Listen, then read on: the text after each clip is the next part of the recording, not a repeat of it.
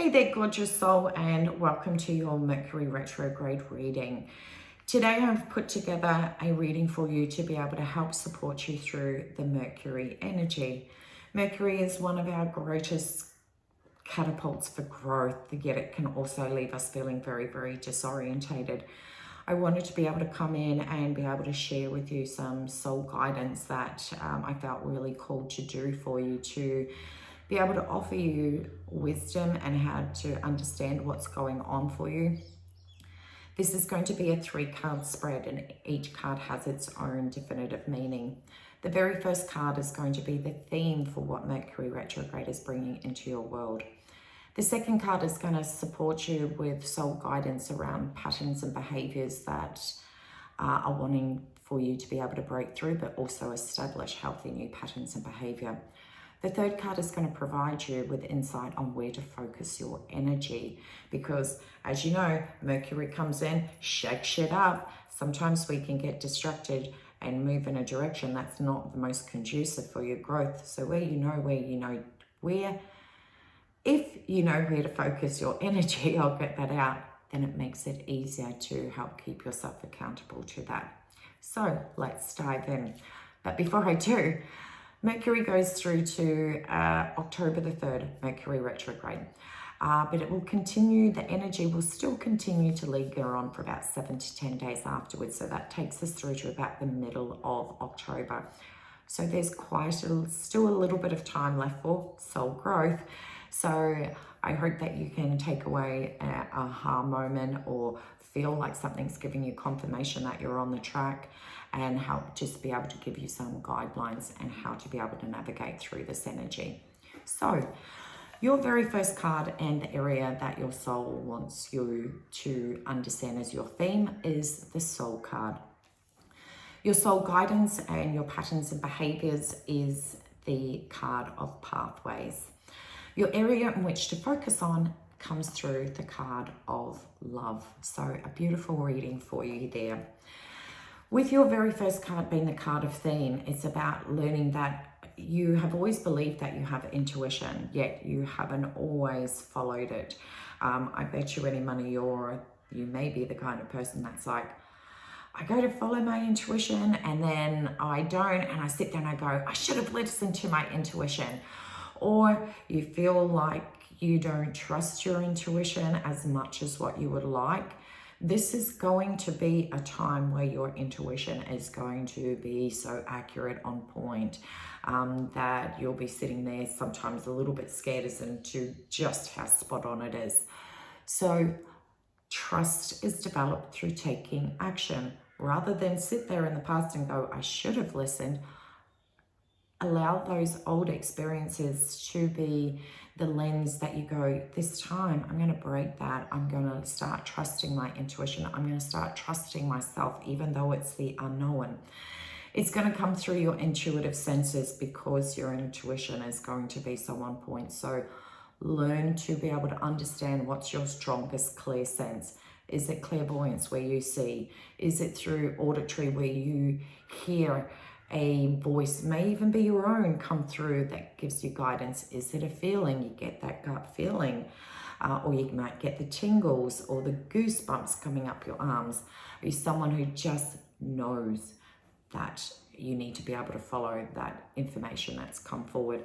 When you can identify what your strongest clear sense is, it allows you to be able to hone in and develop that skill set even stronger during this period. The thing that also comes through is the denial of your passions, denying what you want, denying and putting forward other people's desires and their dreams, and you fulfilling theirs, yet silently sitting back, wishing you had the courage to be able to say yes to you. This is the moment you are going to be reignited with your goals, your dreams, and the promises you've made to yourself that you have put on the back burner. You're also going to have this deep connection to that soul calling, wanting and having a deep connection intuitively and also with source universally. So you may see lots of signs and synchronicity showing up. They're all going to give you guidance and support and confirmation. So look out for those. This is also this moment where you are not going to be able to outrun yourself. What I mean by that is Mercury retrograde is the time that delivers the biggest truth bombs. You may be finding heaps of aha or excuses that you may have hidden before and now coming to the forefront, where there is no element where you can deny that anymore within you. It can feel a little bit confronting, but it's also incredibly freeing to be able to step into your truth and be able to say, yes, this is what I do want. Yes, this is what I want for myself. Being able to connect in with your soul. So you may even find your spiritual practice will go up or reconnect you back to them as a conduit or a channel in which to stay more connected with your soul. Now, with your soul guidance and your patterns and behaviors, is the card of pathways. All of these little circles are compasses. It's about bringing you back to true north. It's about taking responsibility for your happiness. I feel like some of the areas in which you may need to be able to concentrate is being a people pleaser, always saying yes to everyone else, denying anything within your own self. You're a gorgeous soul that loves to be able to support everyone. I bet you're the person that you're the go-to person that everyone goes to because you have solid energy. You give great advice. You're a great support network and you are always there for everyone else. But what that does is, while it may feel good in the moment, that only goes along for a little while before resentment starts to connect in, because you start feeling depleted and exhausted. And in all the time while you're saying yes to everyone else, well, guess what happens to your dreams and goals? They get pushed to the back burner. So it'll be really important to be able to unlock where the core problem originates. Where did you first learn to believe that it was so better serving others and denying yourself? What are you hiding behind? Is there a fear that is coming forward that you are not confronting or accepting, or just even allowing yourself to just remember that fears are okay? It's what you do with them that defines the outcome. So this is the time where Mercury retrograde gets us to review your fears and your doubts and be able to go, because you know what, we hold on to fears as if we're supposed to carry them forward for the rest of our life. This is the moment that we're supposed to observe them and be able to go, do I actually believe this shit anymore? Sometimes because you've never asked that, you're like, man, I can't even believe I'm still carting that shit around, because I certainly do not believe it. So that's where that freedom comes, but it can only come when you confront the fears to begin with. So become like a fear hunter or a doubt hunter, and every time you hear yourself, ask yourself, is this true for you? You'll be very surprised at how quickly you can leave some of that emotional baggage, which therefore allows you to feel more happiness.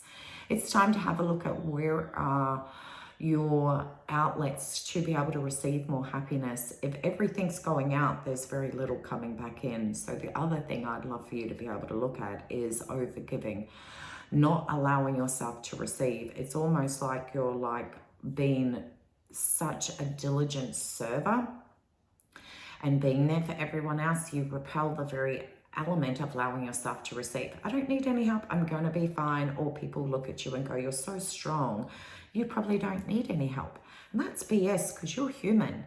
But you have also adopted a belief system that you don't allow yourself to receive. So it'd be really wise to be able to go in and do the soul work around that and be able to break those patterns and be able to really initiate setting some healthy boundaries around how much you're overgiving, making sure there's something left over for yourself, and also around your ability to be a great receiver, which can be an affirmation for yourself. It is safe for me to receive. I am an amazing receiver. I let my receive abundance on all levels. These are all beautiful affirmations that you can introduce in this time, which therefore brings you back to a center of your true north of having a nice balance between giving and receiving. If the scales are out of sync, guess what? As I said, you're going to have moments where you feel great. Then there's going to be other areas where you move into resentment and feeling depleted, and that is your beautiful lesson, is to find beautiful ways to restore balance. So the area in which to focus on through Mercury retrograde is self-care. Finding and giving yourself the love that you graciously give to other people. Now, most people think of self-care as sitting in the bath and lighting candles, having massages, having my hair and nails done, and they are, don't get me wrong, beautiful ways to receive and to also give to yourself. But I want you to think about self-care on a mental and emotional. Where is your mindset? Do you need to be able to install some healthier mindset, affirmations and mantras or practices? On an energy level, maybe meditation is your go-to thing. Do you feel like energy is stuck and you want to be able to start getting more movement and doing some activities and exercise so to be able to support your physical body and to be able to shift that energy through? Where is your physical body at?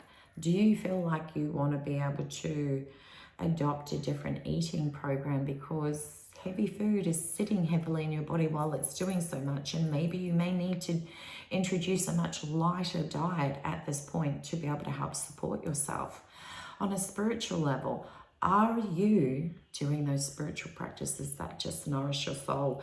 And maybe it's time to set up a sacred space in your place that has all of your gorgeous goodies that you love.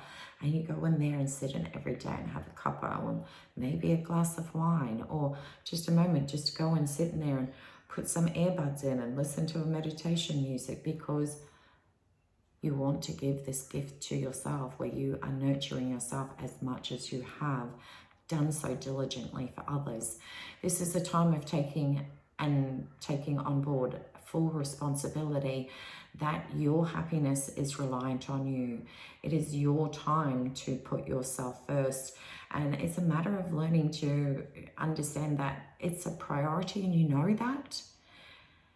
But you just have got into a point where you just deny that within yourself, yet it's the very thing you want to do. You can sit there at the end of the day when you put the kiddies to bed and put a face mask on, or put your feet in a foot spa. You're driving to work, put your earbuds on, listen to a meditation or a podcast that really boosts and talks about self-love and self-care and mindset behaviors that you can connect into to find ways to strengthen your mindset. There are lots of different ways for you to do that every single day. So we don't always need to find these huge pockets of time for self-care. It's a matter of using your time wisely. When I'm taking my dogs for a walk, I'll put my earbuds in. I'm either listening to a meditation or I'm listening to music, because music is this beautiful channel to just feel a sense of freedom. If I'm cooking dinner, I can put a podcast show on. I'm driving somewhere, like I had to drive into Brisbane to the Mind Body Spirit Festival. It was an hour there. I sit and listen to a webinar. So it's not a matter of trying to find more time. Just use the time that you already have, but use it more wisely, so that you feel like at the end of the day, it hasn't all just been give.